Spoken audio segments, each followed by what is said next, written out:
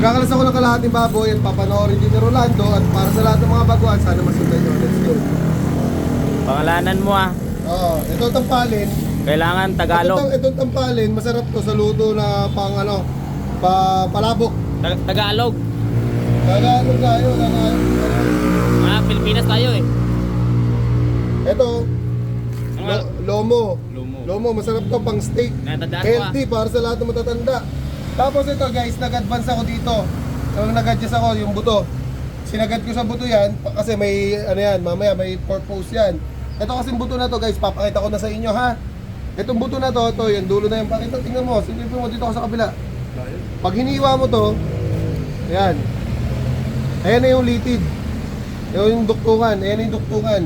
Kaya may guide tayo dyan ng buto. Ayan yung dulo. Okay? Duktungan yan. Kaya sinagad ko yung tenderloin. Ito lang yan, oh. O, diba? Yan. Mamaya, pag dinibo natin yan, madali na. Ito taba. Babaan nyo lang. Tapos kapantay ng pangalawang guhit. Tagalog yan, ha? Pasok mo lang yung knife mo kasi makalabas sa dulo. Hiwain mo pababa. Lahat. Tapos, hiwain mo na lahat ng balat. Ayan. Pangat naman. Pak. Tapos, push mo lang. Tulak. Pak. Okay na. Next. Isa, dalawa, tatlo, apat. Apat na buto. Sa ibabaw na pang 5 buto. Ibaon mo lang yung knife mo dyan. Nakadagger. Iwa. Tapos pag may buto pa rito, iwas. Okay. Tapos pag nahiwa mo ng ganyan, hiwain mo na yung natitira pa ng laman dito. And then, hiwain mo lahat ng laman, nakabalat. Kasi may buto yan sa loob. Iiwasan mo ngayon yun. Okay? Kasi no, tatama ka doon sa shoulder blade. Ngayon, iiwas mo yung knife mo sa buto. Oh. Sabi ko Tagalog eh. Iiwas mo nga. Bakit? Ano ba yun? English ba yun? Shoulder blade daw sabi niya. Oh, ito. Ito yung guhit. Hiwain mo yan. Pak. Tapos, ito, hindi kasi straight yung buto dyan. Dito, ito yung guhit. Ayan, oh. Ayan. Push mo lang. Pak. Oh, okay na. Tanggal na natin yung balikat sa gitna. Tawag dyan. Gitna. Yan. Gitnang parte ng baboy. Ito. Patalikuran. Hiwain mo yung laman. Yan. Paangat. Papunta rito sa duktungan.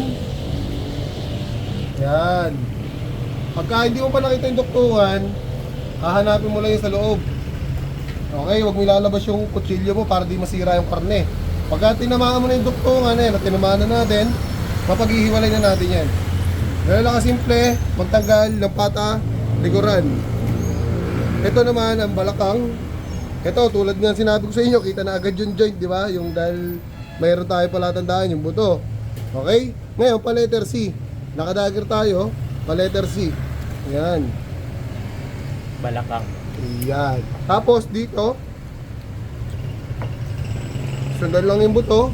And then dito, adjust lang kayo na 1 inch para di kayo ma-delay sa buto. May malalim kasi, may salalim kasi nito, may buto malaki.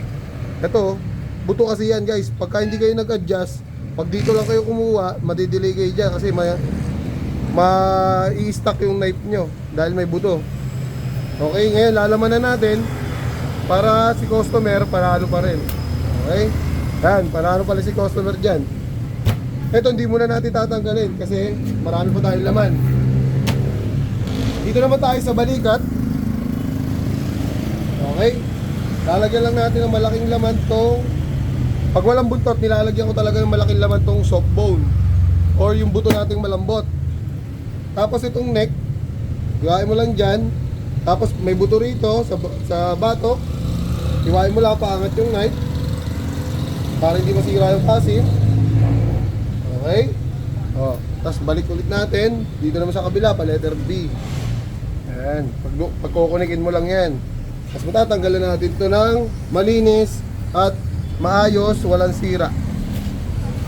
Gets? Okay na, pork ribs natin, no? Balikat. Buto sa balikat. Nakalimutan ko yung isa. Tadyang, ayun, tadyang. Kasi yun, balakang. Tadyang, ayun. Ito, tadyang to, tadyang. Ngayon, ito naman tayo sa buto, sa paypay. Pag iwalay nyo lang yan, duktungan, Okay? Tapos yung mga litid sa ibabaw, hiwain nyo lang. Pababa. Tapos sagad nyo sa buto para umangat yung soft tissue. Ito, yun o, soft tissue. Yan. Pagka nakaangat na yung soft tissue na yan, ito yung isang layer. Adjust lang kayo ng konti.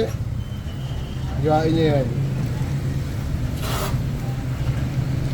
Okay, pag nahiwa nyo ng ganyan yan, kusa na nga angat lahat yan. Ayun o. Yun. Dali o. Kinis. Tapos dito naman sa kabila, dapat yung position ng baboy, alam nyo rin, para di kayo mahirapan maghiwa. Yan. Okay. Ngayon, tutulak na natin. Tulak. Makinis na. Dito tayo unang humiwa. Dito rin tayo unang magtatanggal ng litid. Ikot. Pay-pay. Paypay. Tapos, kayasin nyo lang yung mga laman sa ilalim. And then, hiwaan nyo na isa. Tapos, pwede na natin hatakin to. Pwede na butungon. Oh. Ah.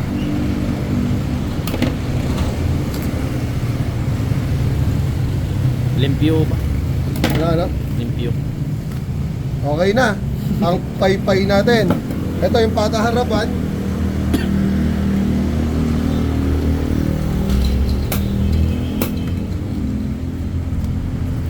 Pata. Kapan. Ayun ang pataharapan natin. Pata na elepante. Let's go.